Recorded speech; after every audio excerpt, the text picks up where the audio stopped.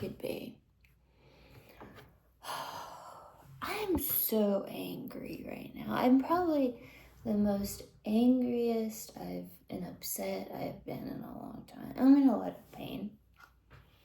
And very angry.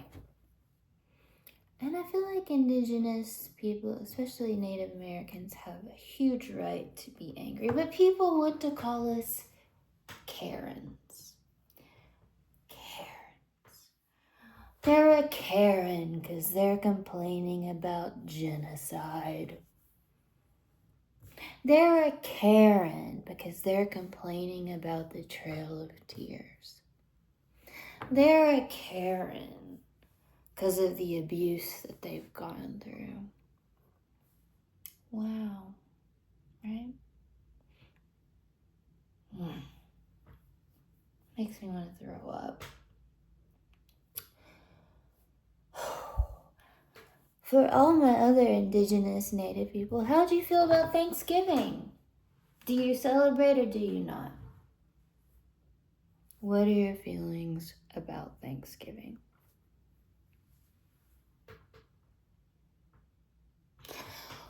Oh, so here I'm gonna start with history. Historical facts. Where would you find the best historians?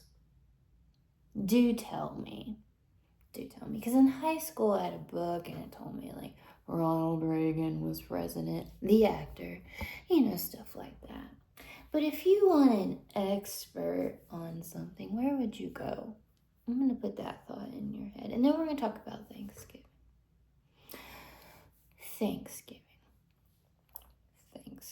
So, there are multiple stories about the original Thanksgiving. If you want to know the truth about Thanksgiving,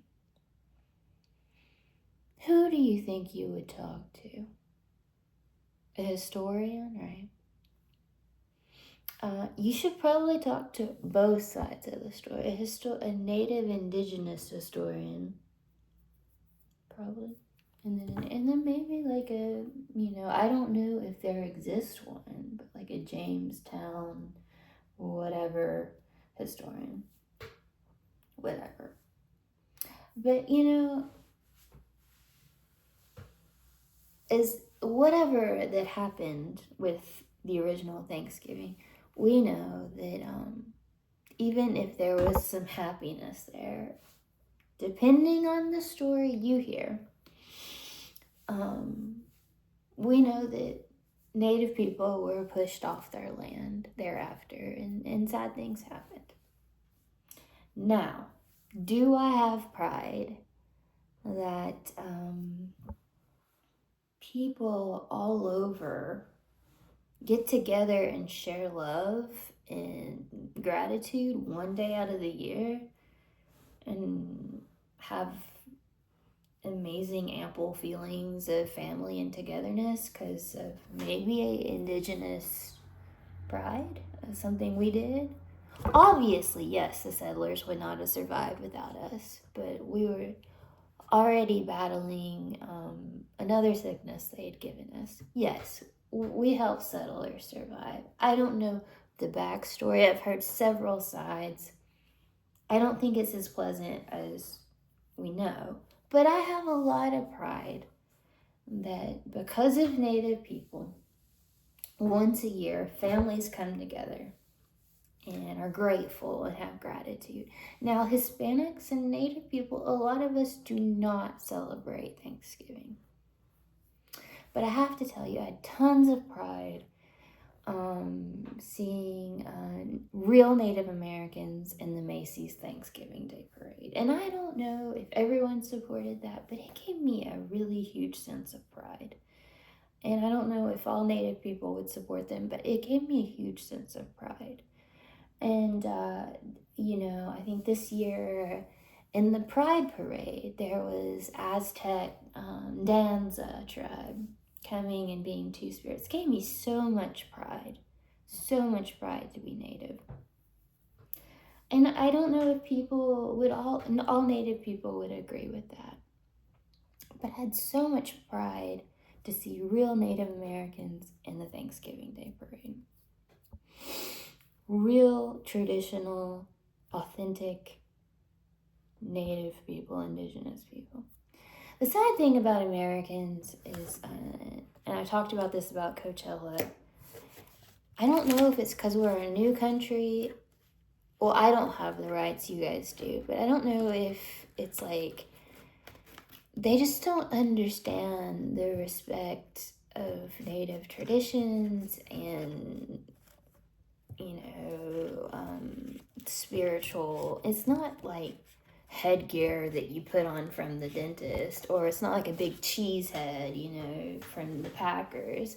It's, spiritual. It's like a nun putting on her robe, or a priest putting on their robe. It's a spiritual reflection of their indigenous identity. But in America, we're just like, hey, yeah, we're gonna put on a headdress and go see the Chiefs, or put a big piece of cheese on our head and go see the Packers. I don't quite understand why we don't quite grasp and honor and respect and ask before we just jump into putting on someone's spiritual costume. Of course, in Asheville, I see, people dressed as nuns on bicycles. So apparently a lot of people don't care about spiritual practices and think they're jokes. But for indigenous people, it seems very personal. I mean, do you say, hey, for Halloween, I'm going to dress as an Asian or a Caucasian? No. And if you were to dress as an Indian for Halloween, that would be like that would be a very racist thing to do. So don't do that. Don't do that. Speaking of history,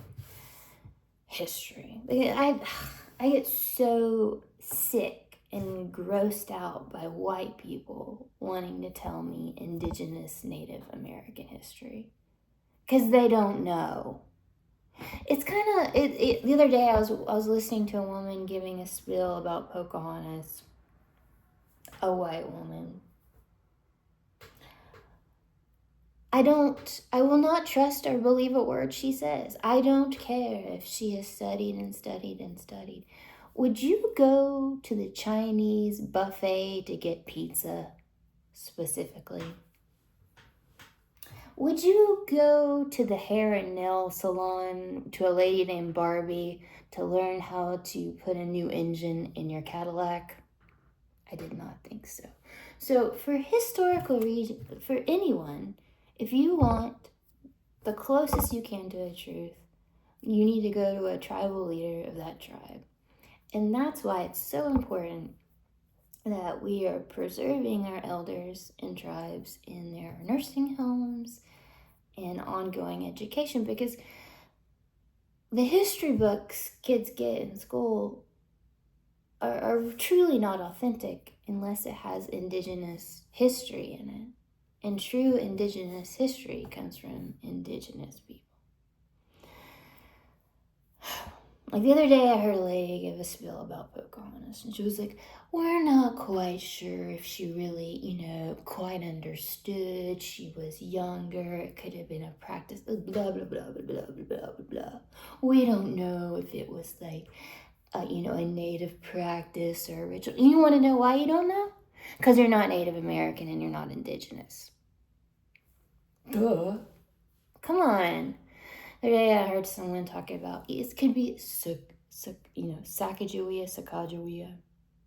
You would have to ask the tribe she came from how to pronounce that. And they were like, she was in a lot of pain on the Lewis and Clark expedition. Of course she was. She had a baby while she was on the expedition and birthed the baby, and she had to hang out with two pretentious white men. And deal with their mansplaining, and then had to tell them where to go and what to do, and deal probably with their pretentious pride and bullshit. Of course she was in pain, like I'm in pain right now. God, I'm so angry. I'm really angry. Ugh. But I do have pride. Pride. And I am probably one of the most exploited Native Americans that has ever been on this planet, and it's very sad. For a long time, people would be like, Dana, you're Japanese. You're Japanese. Japanese people are claiming you. And I didn't understand. I really didn't understand. And be like, you're Asian. I'm like, how am I Asian? I do have like some India influences, but I didn't quite understand that. Well, I knew that a lot of Native Americans came from the Bering Strait via Japan, but I didn't know that Japanese people really kind of claim us still. And that's, I mean, we should feel some pride with that, I guess, but it blows my mind because, every day someone's telling me like who I am, and I'm just like, isn't it obvious?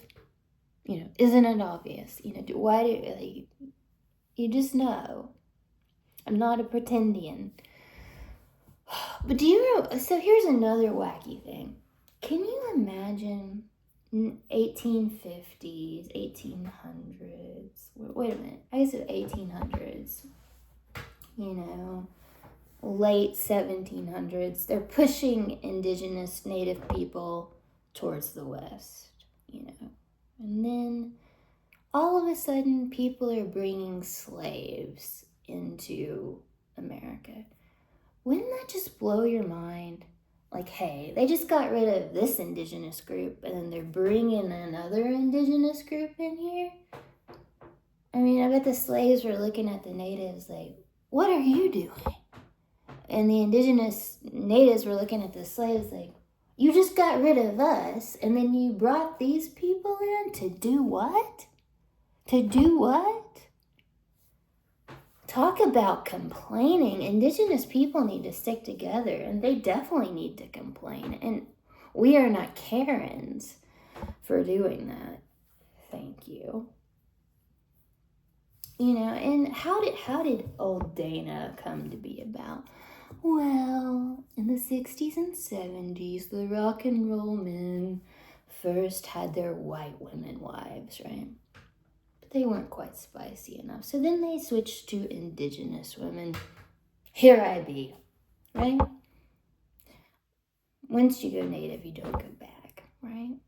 Or something, So here I am. I am in pain. I am miserable, right? And I'm angry. I'm angry that so many Caucasian people get to determine and tell me about my life, which they know nothing about, right? Or get to write history books, about Native and Indigenous culture, our history, and know nothing about.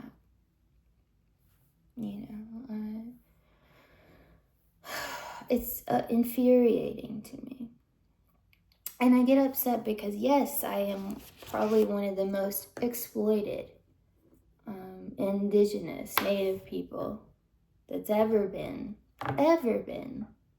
in America. One of the most.